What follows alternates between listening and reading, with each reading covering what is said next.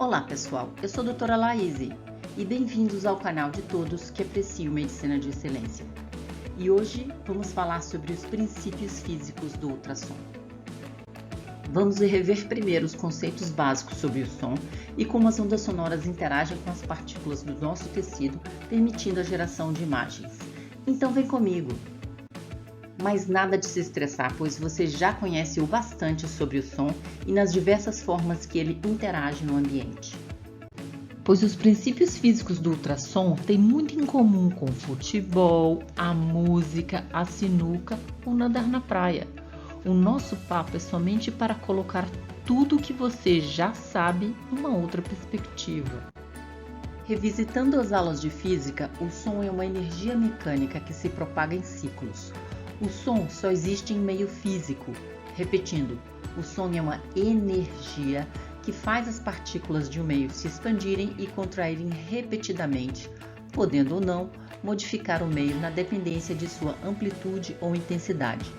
Isto explica por que o som não pode existir no vácuo. E como usa-se ultrassom em medicina diagnóstica?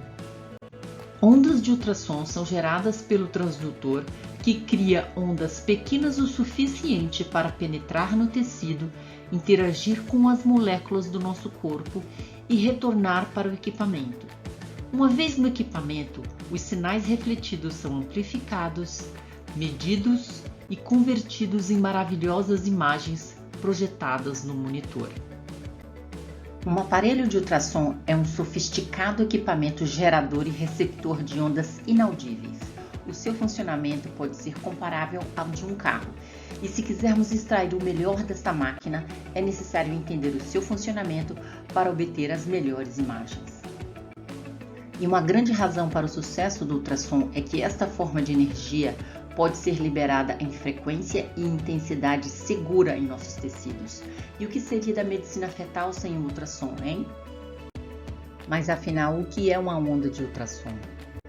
O ultrassom é uma onda cíclica de força que causa vibração do meio físico de forma regular e repetitiva. As moléculas do corpo vibram momentaneamente e retornam à sua posição original. As ondas de ultrassom possuem três propriedades muito importantes. Primeira é que ela tem frequência uniforme e conhecida. Segunda, elas viajam a uma velocidade constante, 1540 metros por segundo. E a terceira, elas transmitem energia tolerável ao tecido humano.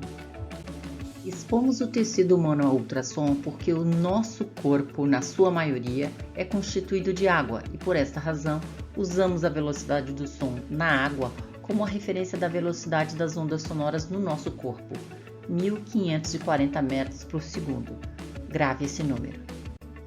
A música que ritma esta dança certamente não é ultrassônica. Ondas ultrassônicas ciclam a uma frequência superior à capacidade de percepção humana, ou seja, acima de 20.000 Hz. 20.000 Hz parece muito, mas quando falo de ondas ultrassônicas para fins diagnósticos, eu me refiro a uma escala logarítmica de frequência, numa escala mega, para ser mais precisa, numa escala de 10 elevado à sexta potência. Por isso mesmo, usamos a unidade de megahertz quando nos referimos à frequência de trabalho de um transdutor. Agora que você já sabe que as ondas sonoras são definidas pela sua frequência, vou te introduzir o seu recíproco, o comprimento de onda. Observe a fórmula do som. A frequência do som F é igual à constante C, velocidade do som no meio, e dividida pelo comprimento de onda. E é esta fórmula que está por trás de toda a tecnologia dos equipamentos de ultrassom. As ondas sonoras se propagam em feixe, semelhante aos feixes de luz, e a maior parte das ondas sonoras emitidas nos tecidos são, na verdade, absorvidas. Mas como as ondas de ultrassom são criadas?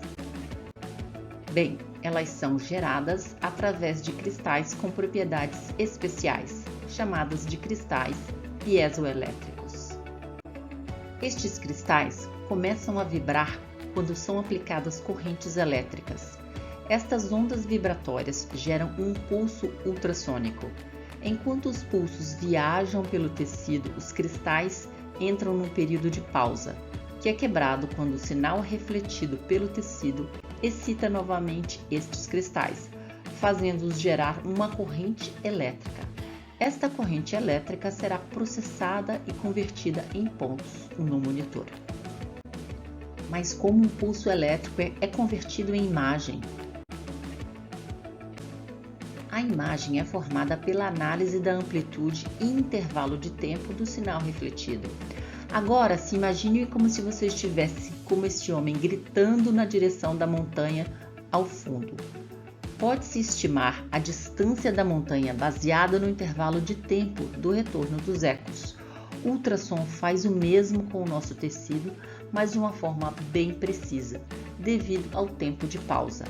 Pulsos contínuos tornariam este cálculo impossível. Repetindo, o transdutor emite pulsos de onda, pausa, escuta o sinal refletido, emite um novo pulso, pausa, escuta e assim sucessivamente.